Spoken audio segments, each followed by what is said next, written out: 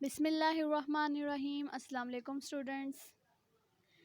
Last lecture में जो हमारा टॉपिक चल रहा था वो था 1.1, जिसमें हमने स्टेप्स पढ़े थे प्रॉब्लम सॉल्विंग के और प्रॉब्लम से लेकर बेस्ट सॉल्यूशन तक एक एक स्टेप को ब्रीफली डिस्कस किया था। आज का जो हमारा टॉपिक है वो है 1.2, जिसका नेम है फ़्लो चार्ट। अब फ़्लो चार्ट क्या होता है इसको देखते हैं। अब हमारे पास जो है वो बेस्ट सॉल्यूशन जो हमने सेलेक्ट कर लिया था, अब उसी बेस्ट सॉल्यूशन का हमने बनाना है फ़्लो चार्ट। अब बेसिकली क्या होता है कि फ़्लो चार्ट जो है वो उस सॉल्यूशन की एक तस्वीरी शक्ल होती है। अब इसकी डेफिनेशन किस तरह होगी? A flow chart is a diagram. अब जो है फ़्लो चार्ट वो डायग्राम होती है that represents a set of instructions, जो सेट ऑफ इंस्ट्रक्शन रिप्रेजेंट करती है। अब वो सेट ऑफ इंस्ट्रक्शन से क्या मुराद है? जो हमने प्रॉब्लम का सलूशन निकाला था, ठीक है, जो प्रॉब्लम का सलूशन निकाला, अब हमने उसको तस्वीरी शक्ल दे दी, हमने उसको एक डायग्राम के ज़रिए रिप्रेजेंट कर दिया, तो ये जो हो गया सारा फ़्लो चार्ट हो गया। हम बहुत सी जगह पे तस्वीरी शक्ल बना लेते हैं उस प्रॉब्लम के सलूशन की। इस तरह से प्रॉब्लम की जो है ना सलूशन उसको ड्रा करते हैं ताकि उसको समझना आसान हो जाए हमारे लिए, उसको आगे जो जो उसके स्टेप्स करने उस वो करना आसान हो जाए हमारे लिए। अब फ़्लो चार्ट प्रॉब्लम की सलूशन की ग्राफिकल मतलब तस्वीरी शक्ल होती है, ठीक है, जिससे हम इजीली समझ जाते हैं कि प्रॉब्लम दरअसल है क्या, प्रॉब्लम का सलूशन है क्या। अब जैसे कि मैंने लास्ट एग्जांपल दी थी आपको, यूनिवर्सिटी मैंने जाना है तो ये मेरे लिए एक प्रॉब्लम है। मैंने इसके लिए 2 से 3 सॉल्यूशन निकाले थे कि मैं लोकल भी जा सकती हूँ, मैं मेट्रो बस से भी जा सकती हूँ और मैं ये कर सकती हूँ घर वालों के साथ भी जा सकती हूँ। बेस्ट सॉल्यूशन जो है वो मैंने ये निकाला था कि मेरे लिए आसान और सबसे ज़्यादा टाइम सेविंग जो सॉल्यूशन है वो है मेट्रो सर्विस से जाना। अब मेट्रो से जब मैं जाऊँगी तो देखें मैंने उसी बेस्ट सॉल्यूशन को मतलब मैंने जो है ना फ़्लो चार्ट उसके बना लिया कि स्टार्ट करती हूँ, ठीक है, स्टार्ट किया इस तरह से मैंने उसका फ़्लो चार्ट बना ली। मेरे लिए जो प्रॉब्लम है उसका सॉल्यूशन जो मैंने निकाला उसको समझना आसान हो गया, ठीक है।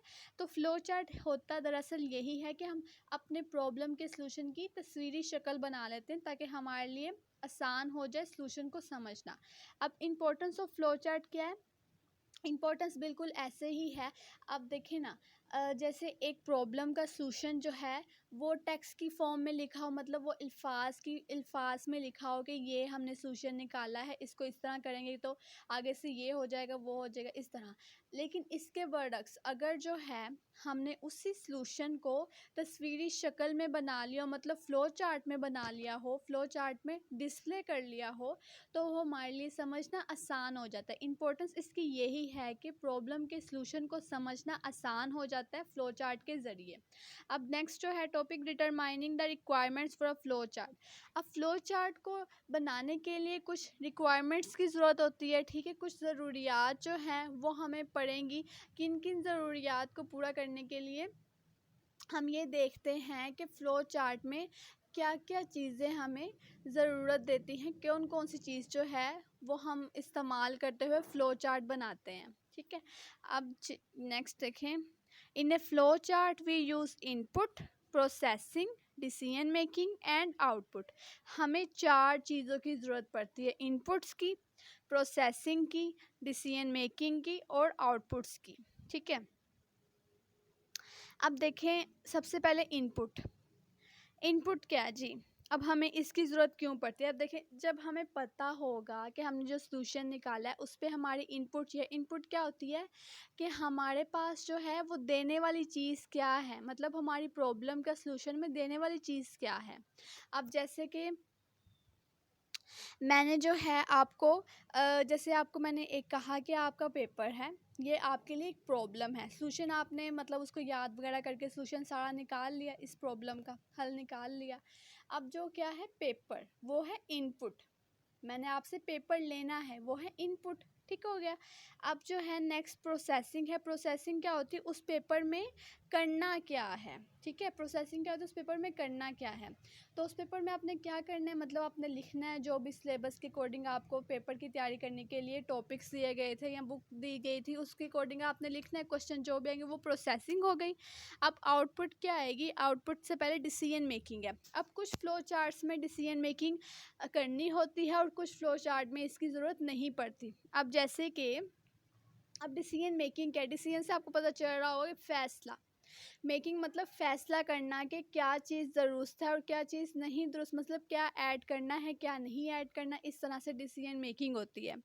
अब डिसीजन मेकिंग किस तरह से की जाती है, अब जैसे कि मैं एक फ़्लो चार्ट बना लेती हूँ कि स्टूडेंट्स जो हैं ना, अगर अब मैं उसमें डिसीजन मेकिंग करती हूँ, पेपर मैंने इनपुट दे दी, प्रोसेसिंग आप लोगों ने की उस पर, मतलब पेपर वगैरह में आपने जो भी किया वो प्रोसेसिंग हो गई। अब डिसीजन मेकिंग क्या है जी, वो मेरे पे डिपेंड करती है। अगर तो स्टूडेंट्स जो हैं अगर स्टूडेंट 33+ मार्क्स लेते हैं, मतलब 33 नंबर से उनके ज़्यादा आ जाते हैं, तो मैं इसको करूँगी पास, ठीक है। लेकिन अगर जिसके 33 से कम आते हैं, मैं इसको करूँगी फेल। ये डिसीजन मेकिंग है। अगर ये नहीं तो वो नहीं तो ये डिसीजन मेकिंग है, ठीक है। मतलब हम जो है डिसीजन करते हैं कि क्या चीज़ हमें करनी चाहिए। अब जैसे जिसके 33 से ऊपर होंगे मार्क्स, मैं उसको कर दूँगी पास। जिसके 33 से नीचे होंगे, मैं उसको कर दूँगी फेल। ये मैं यहाँ पर डिसीजन मेकिंग कर रही होंगी, ठीक है। अब जो आउटपुट क्या होगी, आउटपुट ये होगी कि आपका उस पेपर के अकॉर्डिंग रिजल्ट आएगा। ये हमारी आउटपुट है। इस तरह से हमने फ़्लो चार्ट बनाया है। अब डिसीजन मेकिंग किसी किसी फ़्लो चार्ट में ज़रूरत पड़ती है डिसीजन मेकिंग, किसी किसी प्रॉब्लम के सलूशन में डिसीजन मेकिंग की ज़रूरत नहीं पड़ती, ठीक है ना। तो ये था आज का हमारा टॉपिक फ़्लो चार्ट। अब फ़्लो चार्ट मैं आपको दोबारा से रिवाइज़ करवा देती हूँ। फ़्लो चार्ट क्या होता है, बेसिकली हमारे पास तस्वीरी शक्ल होती है, तस्वीर होती है हमारे अपने प्रॉब्लम के सलूशन की। अब उसके बाद फ़्लो चार्ट बनाने के लिए कौन कौन सी रिक्वायरमेंट्स की ज़रूरत पड़ती, इनपुट की, प्रोसेसिंग की, डिसीजन मेकिंग की कभी कभार, और आउटपुट की। इनपुट क्या होती है, हमें पता होना चाहिए कि हमारा सलूशन है क्या, मतलब हमने करना क्या है, हमारी इनपुट्स में क्या क्या आएगा, हमारी प्रॉब्लम किसकी बेस पर थी, ठीक है। अब प्रोसेसिंग क्या होती है कि हमने क्या करना है। जैसे मैं आपको कहूँ ना, इनपुट देखें, मैं वो कहती हूँ ऐड 2 नंबर्स, मतलब ऐड 2 नंबर से क्या मुराद है, आप 2 नंबर ऐड करें, ठीक है। ये हमारी होगी इनपुट। अब प्रोसेसिंग में क्या होगा, प्रोसेसिंग में ये होगा कि आपने 2 नंबर को ऐड करवाना होगा। 2 नंबर आप कैसे ऐड होंगे, लेट्स सपोज कि वो 2 नंबर थे 1+1, ठीक है। अब वो उसमें प्रोसेसिंग में वो 2 आ जाएगा, ठीक है। और जो आउटपुट आएगी वो उसका रिजल्ट क्या आएगा, 2, ठीक हो गया। अब ये हमारा फ्लो चार्ट बन गया एक।